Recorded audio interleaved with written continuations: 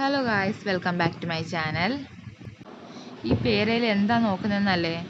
പേരയ്ക്ക തന്നെയാണ് നോക്കുന്നത് കേട്ടോ. നല്ല വലിയ പേരയ്ക്ക ഉണ്ടോയെന്നാണ് നോക്കുന്നത്. കാരണം ഇപ്പം മഴയായതുകൊണ്ട് മെയ് ലാസ്റ്റ് തൊട്ട് നല്ല മഴയായിരുന്നല്ലോ.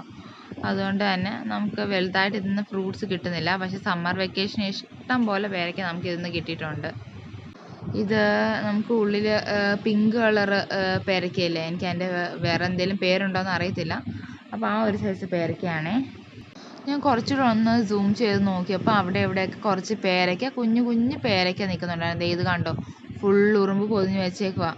അത് കുറച്ചുകൂടെ വലുതായി കഴിയുമ്പോൾ നമുക്ക് എന്തായാലും പിച്ച് നോക്കാം.